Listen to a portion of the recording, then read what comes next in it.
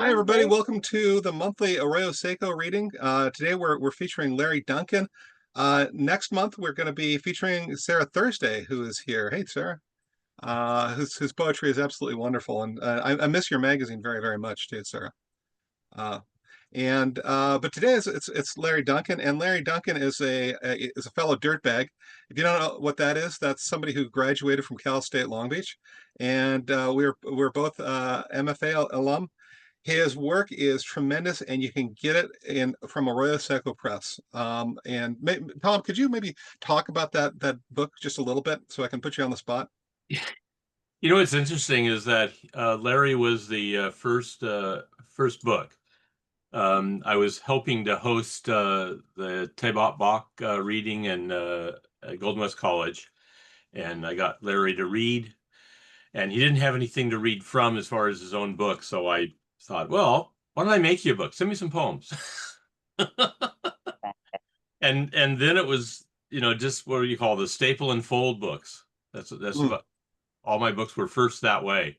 I think by the time I got to doing one for Sarah, I'd gotten to publishing it.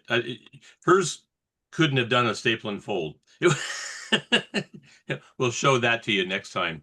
It was gorgeous with beautiful art and everything. I knew that Sarah would do a great job. She just did it herself. Oh wow. But yeah, we got him a book, and it was fun. It was exciting. It was pretty cool. And then everything took off from there. I counted how many books we have, and it's amazing. How many are there? It's like in the 60s. I've Oh, got I've got four right now that we're working on today. There were some times when I've done nine in a year, and of course there was a couple of times when we did these small little simple blue cover ones a few years back. yeah. I think I I did love 10 of those. them that year. Yeah, I love that series. It's such a good series. Everything is like under 100 words. Just brilliant. They were all really small and short books, and they were tiny books and just a blue cover. Yeah. So yeah, All so right. I remember you know meeting Larry when we were doing stuff in Long Beach at the Gatsby. And I loved his reading. I loved his style. He was unique and fun. So Yeah. I'm glad that we got started with that. I've always admired the way that Larry's poems go kind of meander on and on in a really beautiful way, and hit topic after topic that are somehow related and form this sort of river of poetry just in a single poem. And so I'm hoping he's going to read some of those. I don't know what he's been working on lately, but Larry, take it away. Okay, well, yeah, it's been a few years. Many of these poems were written, just to give a little preamble, many of these poems were written like pre-pandemic, pre-MAGA, pre-QAnon, pre-Black Lives Matter, pre the current situation um, with undocumented Americans being displaced systematically. But there are some constants as well. I think I've selected a few poems, the through lines primarily being the relationship, familial relationships, romantic relationships, and throughout all of that, kind of an intertextuality relationship between different works. Many of these poems were inspired by um, other poems, movies, comic books, everything, and how all of that kind of those relationships bind us together and also become threatened. Um, so I'll start off with, and also the majority of these poems, there are a few outliers, but the majority of them are available uh, in this book by Arroyo Seco. Uh, I'll start with a poem called Margarita Memory, which is in direct response to Joe Baynard's I Remember. Margarita Memory. I don't remember the first thing I did this morning. I turned off my alarm. I know that because it's not on, and I can see myself doing it, rolling over on my side and reaching out, not knowing time or myself, only the sound, and my hand reaching for silence. But is this the memory from today, or some other day, or no day? Only a recollection recreated from the substance of a dozen days waking, hundreds, thousands. Was it dark? Was there blue light through the curtains? Did you roll away and ask, "What about the oranges?" As if not awake? And did I dress in the dark to ensure you didn't? I don't remember my father's face, only that sometimes he wore a beard. I don't remember if I kissed you first or if you leaned in, calling me forward. We were on the couch, I think, but it was on the opposite side of the room. Or did my mind reverse it, as if viewing it in a mirror? I don't remember the first time I saw my mother. Was she in the kitchen by the stove or the sink? Did she wear a red bandana over her hair? Was it long or short? It must have been black. Or was it already starting to gray? I don't remember if I was breastfed or given a bottle. I don't remember the last time I saw my younger sister alive. I do remember a photograph, her hand on her chest as she opened cards the day of her graduation. I do not remember who took the picture. I do not remember if she was smiling. I do remember she was beautiful, and by the time I got to the hospital, her hand was cold and green. I do not remember if any of this is true. I do not remember true. I do not remember the last thing I said to my mother. I remember we were in Savannah. I remember I had to borrow money for a rental car. I remember the heat.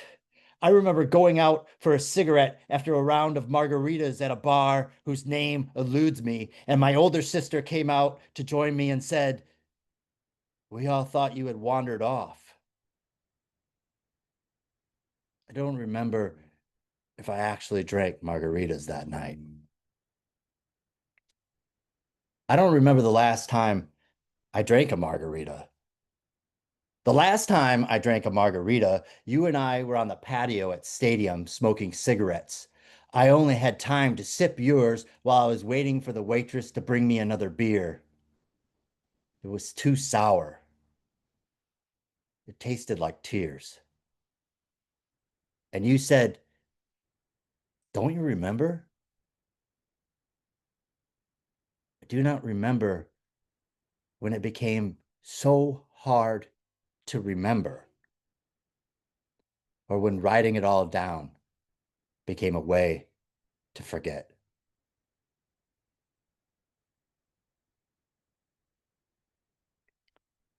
Uh, this next one's called Farm Life. My father's chair didn't waltz. It rocked. My mother's face was a plum. Tomato worms the size of chubby green fingers ate eyes into the red and purple faces in the garden. Every day was Halloween. My sister and I hung like loose sheets from the branches of apple trees and fed horses through the charged wires of an electric fence. "Careful," she said. "They think your fingers are sugarcane." I held my hand between the wires. The equine head lolled and opened its mouth, and the world was filled with a field of flat, white teeth. We stood frozen, my sister and I, in the fray of apples and horse, our hearts learning to breathe again in the simple face of simple hunger. While my mother's eyes stayed shuttered as a farmhouse, and my father's chair pounded its unanswerable knock at the door.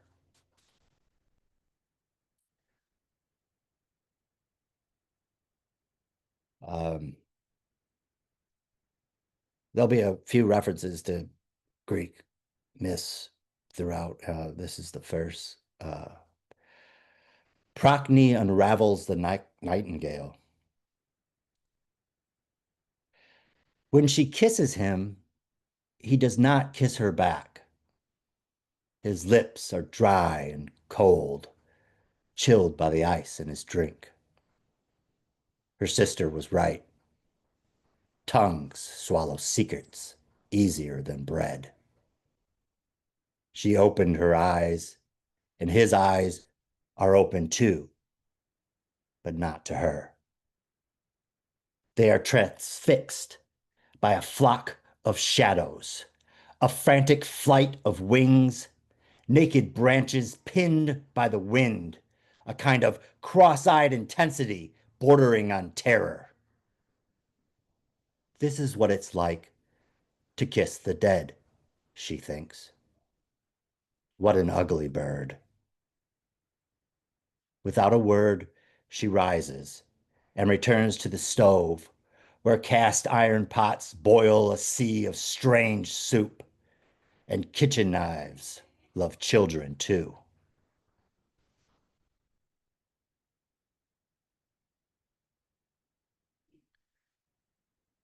Uh, just space.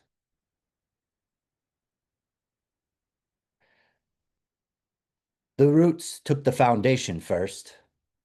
Once the concrete cracked, it didn't take long for the walls to warp and bring the roof down.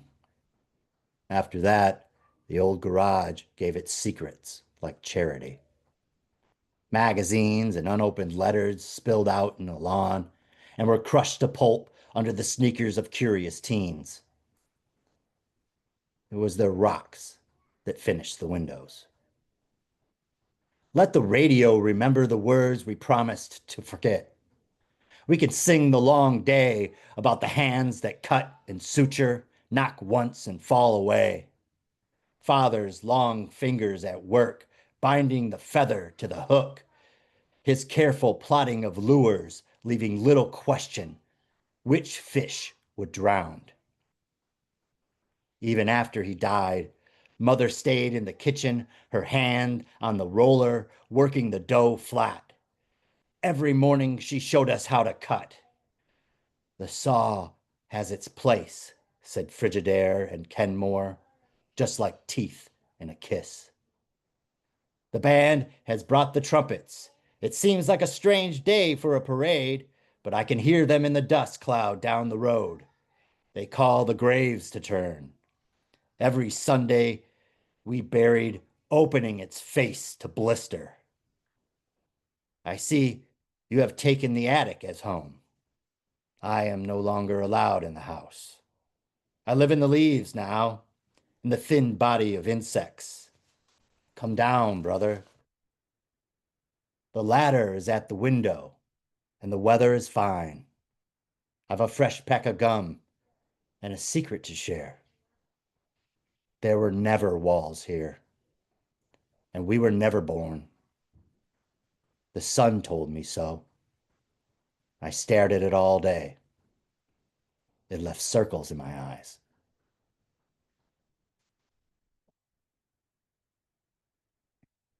Um, this is a poem to kind of break things up that I wrote for my wife when we first started dating, and it it's still true today. It's called Between the Lines. I miss the way you sigh, I say. How do I sigh? She says. And I think, like faith to a charismatic, like fire in a drum, like lions and tigers and bears, oh my, like the needle eyes of the succumbed, like the breaking, like the body's blood, like the smell of it eating its way in, like the sun split open, like the brilliant dust of stars, the memory of angels transfixed along the slope of your thigh, like numbers, like the illusion of numbers breeding themselves along the contours of your lips, the final sum, the answer to X, all the questions and all the answers, like everything, everything wound and bound up in the simplest exhalation of breath, like the final street sign cast in fire, like loneliness, like all the people on all the streets taking one more corner to the next open door or the final turn home. But I say, I don't know, heavy?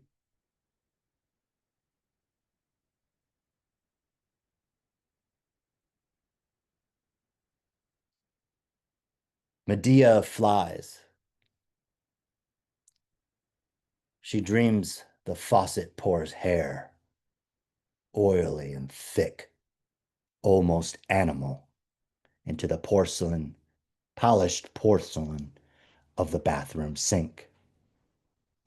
When she wakes, she is aware of a body, a young girl buried in the plumbing beneath the house. The newspapers say nothing. While he's at work, she folds his shirts and watches a hurricane waltz the remnants of a farmhouse across the interstate. She's in love with the newscaster's rain slick and the slow cadence of his voice. She knows he is afraid. She turns the radio low while she eats her salad, defrosted chicken strips to keep her strength up, so she can listen to the patter of mice in the vents. They are the girl's unborn children, her dreams. Blind and voiceless, they practice Morse code. She waits for hours for the message to come through. Then there are the flies, coiling green and black beads around the seam of the window. They are thousand, one for every time they made love. Body of wings, now hard and buzzing from the pale, writhing white. He finds her there, at the faucet, after the light has left the room, the dishes undone, and the flies like a living rope around the picture of their yard. The words falling from his mouth like crumbling teeth. Something must have died here.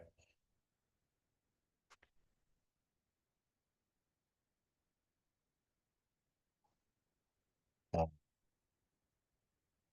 like I said, these poems were written, quite a while ago. Even personally, before I was married, before I had my two boys, before I got sober. But some of these things, I was reading through these poems, and they still resonate in a way that feels like I could have written them uh, in the past few weeks or few months or few years. This one is called Captain America is Dead. Captain America is dead. The country mourns in choreographed amusement to the dubstep funeral march of garden gnomes and the grand martial ghost of Lincoln dragging his axe, while the aging body double of JFK loses his last imprinted memories of Maryland to the plucky blonde bombshell nurse of the last soap opera serial. the electrocardiogram stuttering its carnival of peaks and valleys, to the siren of surface, to the monotonic, ever-reaching field of flatline. Captain America is dead, and no one's afraid of the bomb anymore, opting instead for the slow, sensuous suicide of second-by-second social network celebrity. The streets are filled with rapturous mobs crowned by kaleidoscope candy-colored eyes and wearing the emperor's old clothes, trampling each other for door-buster deals on flat-screen hyper-reality, the axis of the world spun in reverse without Superman's help. But there's no going back, no saving Lois. Time didn't follow the spin. It stood still. The record skips again and again, the single worn out note mocking the song. Captain America is dead. The eulogy given by the man who shot Liberty Valance, bringing us almost to remember tears. He turned to the closed casket and whispered, "She's your girl now." Rhetoric only the fundamentalists believe. Wrapped in the Pentecostal fervor like lilies in the breeze, like epileptic children. Because these truths we hold to be self-evident, that all men are created equal under the ubiquitous shadow of Campbell's soup. Since the assembly line fired, and every thread got wrapped in its turnstile, until we forgot the use of our hands.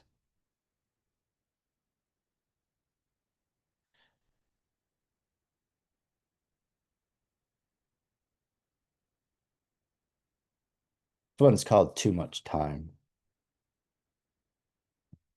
Got my papers mixed up. Too much time. Funny the thing fingers, the bifurcation of touch, cattails bent and bounding under the stiffness of an autumn wind. I remember my father on the banks and the catfish we drew, their black muscles beating between my crossed arms and chest, his hands in their mouths pulling hook from bone. My father, my mother, a spring, coiled and taut, bound between the distance of coffee cups and burnt limbs. She leaned in the window and kissed the glass when she thought I was asleep. I've seen the light receded. I've seen the light returned, and bodies powdered dead, and coils of ground swimming in my cup, and the feral blinking of a sign eating at the current, and the spattering of limbs tossed across the mattress, and the anchor of a shot glass in the window of a smile, and the hammer of my footfalls, the arc of Earth's split moon. Funny, the thing fingers, hairy spider at the wrist, when they seem just like sausages, and there's nothing left to itch.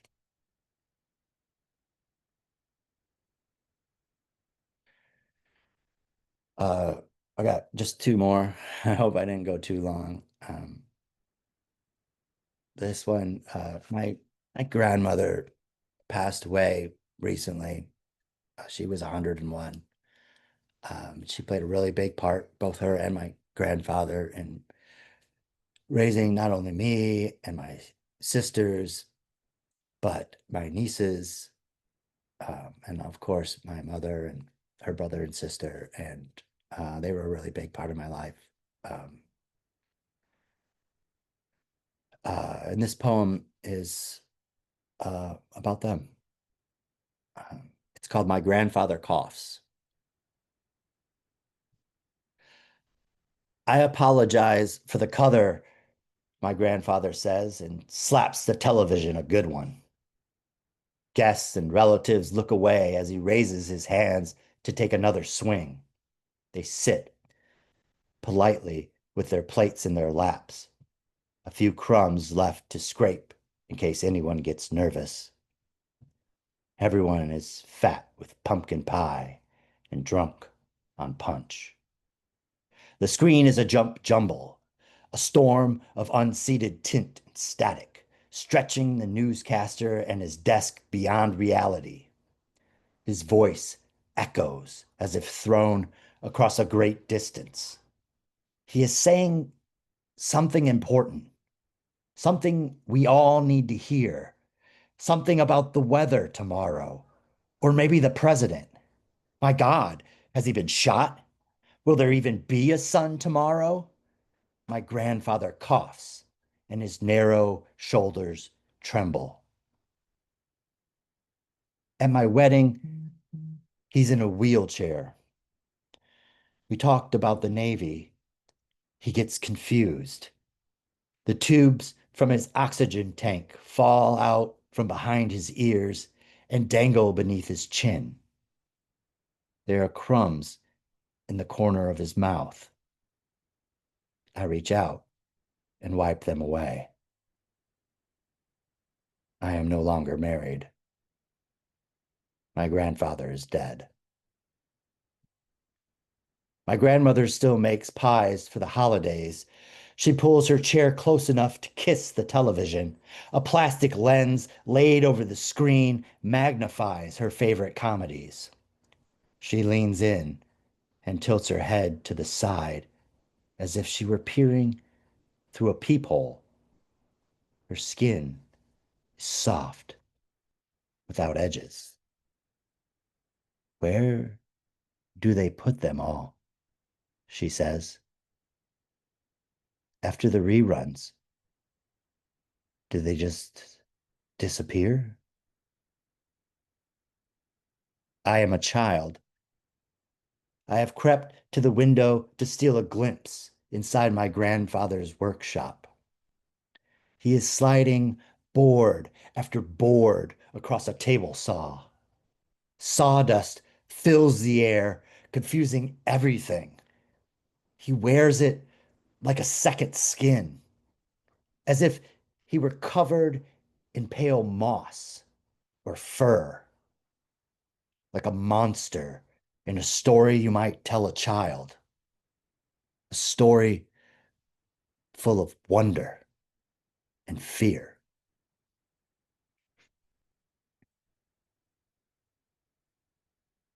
Thank you, everybody, for coming out, for listening to me meander on. This will be the last poem that I read. Um, it's part of a series of poems that I never really got my hands completely wrapped around. It was a really larger work, um, tentatively called After Midnight Melancholia, and this is number 2.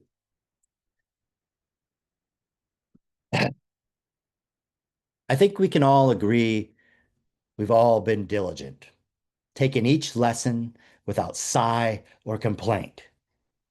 But what have we learned? A kind of hardness, to be blank razors, to mouth the laughing echo in the shadow of canine teeth. I don't know about you, but as far as I go, it's not enough. Besides, it's a low wall, and the world marches on such obscenely long legs.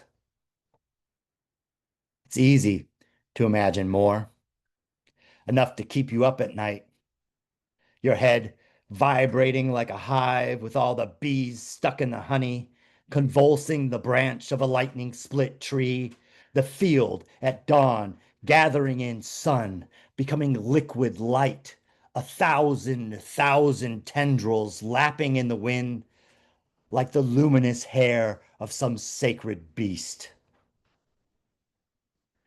But we know the measure of dreams pressed against the metal of good old American steel. It doesn't amount to much. not enough to fill a thimble, let alone an empty bedroom or a plane bound for El Salvador. Still, don't you remember being young? Not a child, but young in the burn before jacket flesh, before all the tides and ties and trides. Don't you remember the hum, the tremor echoed in our lips when we kiss, in the static arc before we touch, in our spine with every step, the big gray, the other, the open wound that smiles, swallowing our silly spindles of design. Do you remember? You do. You must. Thank you.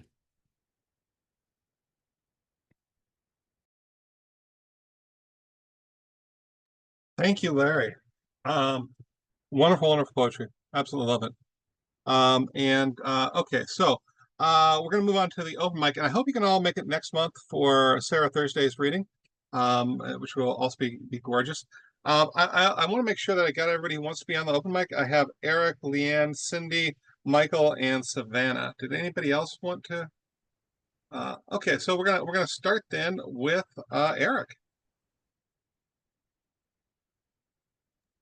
Okay. Thank you, Larry. I loved your work.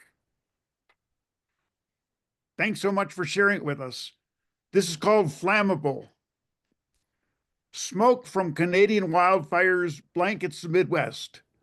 Mojave wildfires shroud Palm Springs.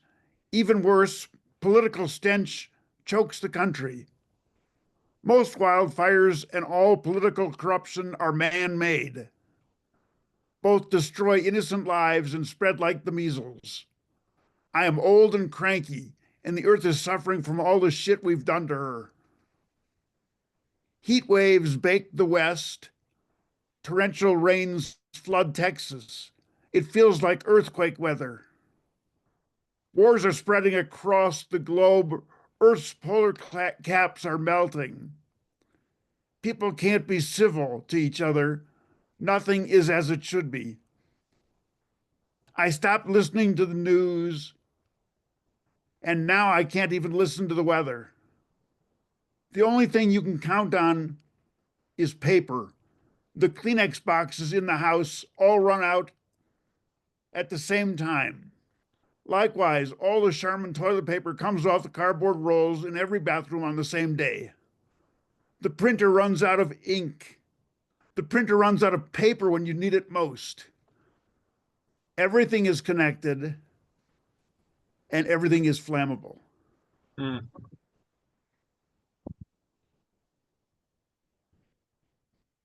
Thanks to Cindy and John. You do the one or two? Just one. Okay, fantastic. I read that the other day. Absolutely loved it. Leanne. So I'm in Mississippi, but I can't seem to leave the Midwest, even though I was specifically told to leave the country by my aunt. Answering Jack Spicer's questions from psychoanalysis and elegy. What are you thinking about? I'm thinking of home, where that was, the muffled whispering of cornfields, burnished gold of a wheat field, dust blowing across gravel roads, the flat expanse within county lines of going nowhere slowly. Or where home is now, dry hills, golden too, and the decadent landscape, with fuchsia and scarlet dripping petals amid plants, dust blown by Santa Ana winds, the curves of a land riotous with want and getting all it desires, but little of what it needs. What are you thinking? I'm thinking of a map of the brain, how morality is located in two conjoined sister cities, competing in the state final of my attention. that fans in the stands will react to a play in unconscious unison, that reason and emotion are necessary digressions to the processing of experience, that a poem is rewriting that experience, that the past seems safer only because I survived it. What are you thinking now? I'm thinking California or Illinois, Texas or Mississippi or North Carolina could never be home, no matter how long I stayed. All these places where I've lived and never escaped myself. I've kept postcards to remember. The maps and geography and landscape changed. I found beauty in all. But the territory within remained the same, dusted and tired, a rustling from the wind and a restless ache to leave. What are you thinking? I'm thinking of how many times I will write the same poem. Eternity is a kind of circular logic. I have still not learned to read a map, but all maps are wrong. A sphere's surface cannot be represented without distortion. Poems are a projection too. What are you thinking now? I'm thinking the roads go on forever until they reach the shore from which they travel on, just deeper. I will never come to the end of myself or write a true poem or find a home.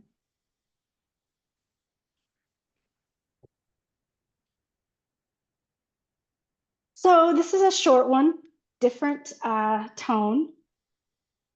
Poorly understood instructions for writing a sestina, or how to follow a life less lived, after Mark Bibbins. So what it is 6 years of 6 failures. Every failure ends with one of the same 6 regrets in a predetermined order that changes from year to year. If you want to get technical, those end regrets are called nihilism.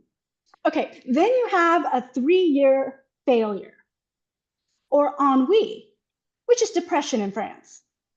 Or for me, a Midwestern November, black-barked hickory trees, barren under a sodden skies, and even the sun averting its eyes. Thanks.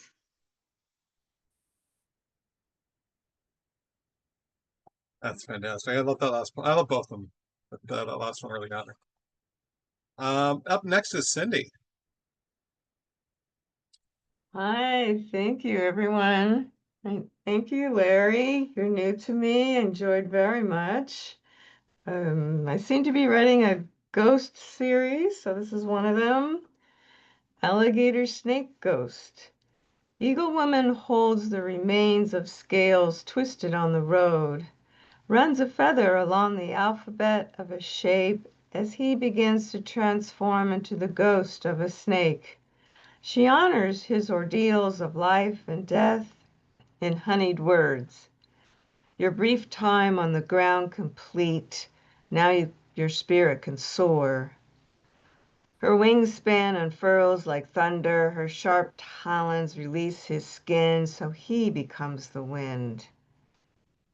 Alligator Snake Ghost is mesmerized by violet sea snails, their violet soft body in the soft, small purple conical shell covered by a thin film. Marine drifters in bubble rafts flung to the shoreline. He never experienced the tide. Lost in the sway of ebb and flow, he spins like a whip to become a soulmate with the moonless sea. Thank you. So I'm also addressing a form like Leanne, spirit guide, a guzzle. Someone close to me decides to build an earth dome to reside. Summer drums singing bowls and chimes with wolf spirit guide. Young couples sit among the hollyhocks drinking pink lemonade. Mountain electricity off for lake fire plumes, a spirit guide. The young couple ask if I am part Cherokee as my oval face abides. The way I talk with my hands like his grandmother, his spirit guide. On her front porch in India, a poem about her mother read, primal plant knowledge from generations of women spirit guides. She tries to correct the mistake with India ink, but decides it is strange to have her daughter home, a bee spirit guide. She fought for the life of the garden they wanted to set aside. Peach juice flows down her chin, a blossom spirit guide. Cindy watches as the wolf fire bellows and eerie blood sun ride. Thump, thump, you hear the cat fly across the wall. Your spirit guide. Thank you.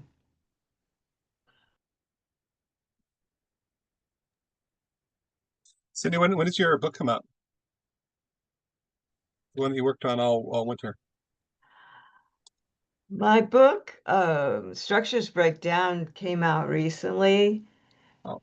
And that's visual poetry and poetry. And actually, but in this poem, this book was published in India, and the publisher, who I've never met, did a video of her sitting on her porch in India reading my poem. And I just thought that was such a beautiful gift to That's receive. wonderful.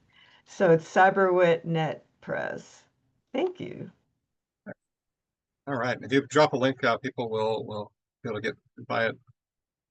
And Michael, all the way from North Carolina. Yeah, I just want to say, Larry, you should do an audiobook because when you read, the words come up off the paper and just form these vibrant images as you read. It's just wonderful.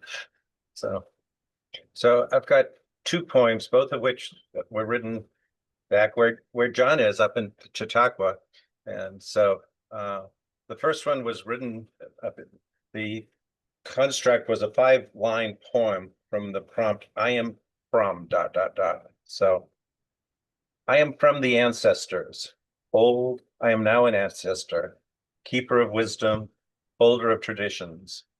My scars become the potions that will heal my children's children.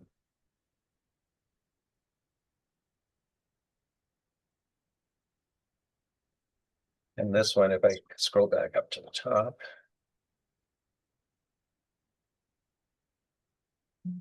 Okay, so John read this one for me last Sunday, so thank you, John. Family tree, tears streaming down my face, ski jump off my cheeks, onto the card clenched in my hand, onto the face looking back at me. Just back from a funeral, I went to the mailbox. There, the hand-addressed envelope stood out from the ads and bills. A glance at the return address, the warm flash of recognition. I tore open the flap and took out the card within. 2 words and a face, a gut punch, then my tears poured out. In memoriam, in the face of my cousin, frozen in time, looking back at me. Jim, my only first cousin, dead. An adjacent branch on the sparse family tree broken off. Separated by a continent, I could count on my fingers the times we were together. Yet now an intense grief pierces my heart. Too many deaths. Things come in 3. His was the 3rd family death in as many months. One was expected, one not, and now Jim. My heart is tired from grieving, yet my head knows there is more, something deeper. Growing up, I wore hand-me-downs from the decade-older Jim, yet something much stronger connected our lives. 3,000 miles separated our homes. Despite that, on our family tree, our branches grew side by side. His father, my mother, 2 offshoots from a common limb, my maternal grandmother. My grandmother was, without words, the first spiritual teacher in my life. Every emotion I've ever felt rises from the sacred sap her being infused in me. Every funeral, the tears I shed are tears for her. The breaking of Jim's branch, the thinning of the family tree, leaves my branch hanging alone. My tears, shed for my grandmother half a century gone, anoint the face looking back at me, the face of her other grandson, now gone.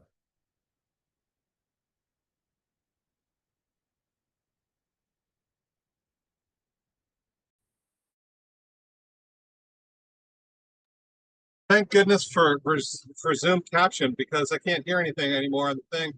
We've gone from sunny and hot to fully like hail and so but kind of be interesting.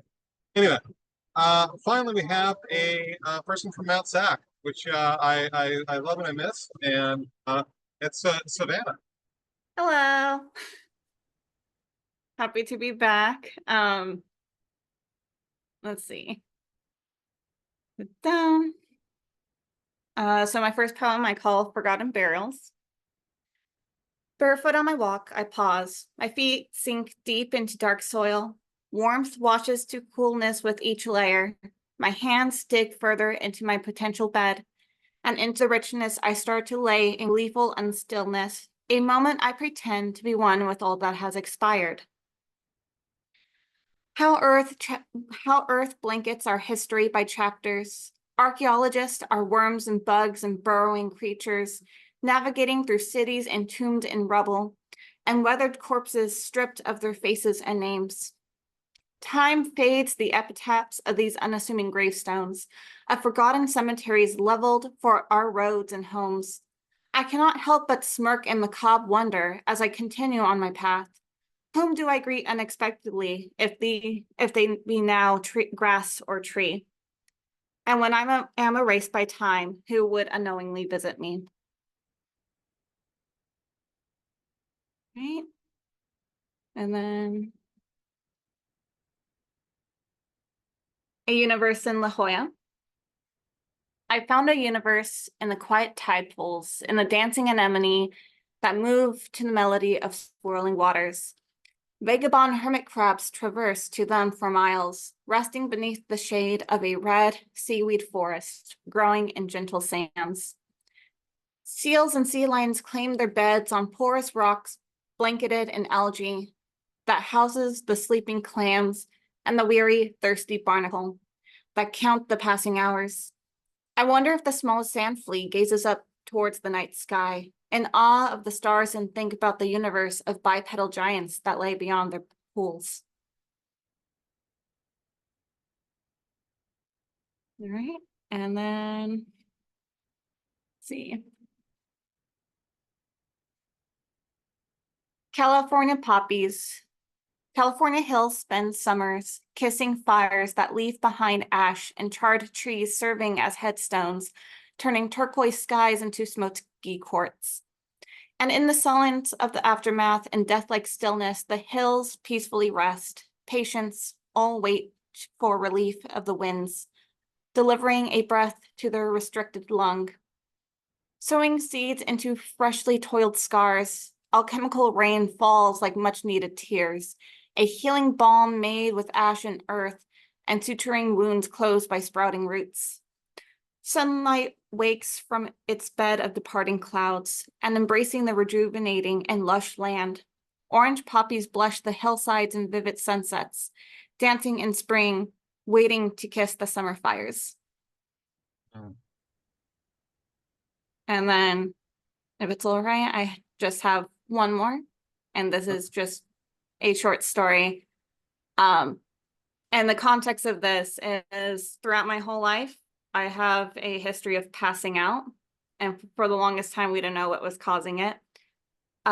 Pain, overheating, exercise, etc. would trigger it. We now know what it is. I got diagnosed with vasovagal. Still working on that. But for those who don't know, so like when I would feel like I'm about to pass out, sometimes I would smell and taste metal, and that was my warning sign. So you're gonna hear like aura, and that's what it means. All right. Metallic jello.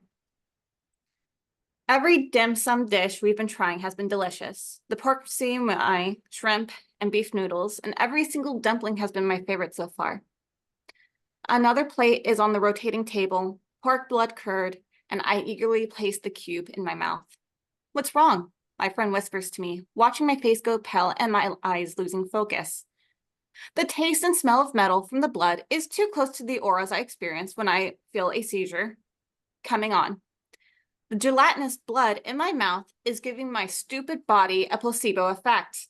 I have 10 seconds to communicate before I completely shut down. I'm the blood passing out. No, you are not passing out. Not here. Her voice is panicked, screeching in a whisper. I'm neither chewing or swallowing. I'm frozen. She leans me over my plate and starts beating my back. Spit it out, spit it out. God damn it. My vision blurs and darkens, but the vibrations traveling up my spine managed to part my lips enough to spit out the gelatinous cube. Crisis averted. The moment the metallic taste left my tongue, my body and mind immediately stabilized as if nothing happened. I catch my breath and tuck it away in a napkin as I grin at my friend. You know, I actually forgot if I liked it or not. Kind of was out of it. Maybe I should give it another try. Don't you dare, I swear to God, don't. And that's it. All right. Well, thank you, thank you, thank you, and thank you, everybody, and thank you, Larry. I'm so glad to see you again after all these years. Yeah, it's been a if any of great you- pleasure. Thank Oh you. yeah, would love having you. If any of you ever get up to the middle of nowhere in New York, that's where I live. Stop on by. And I'm happy to see you. I just want to give one shout out to, I got my Arroyo Seco mug here. Same on both sides.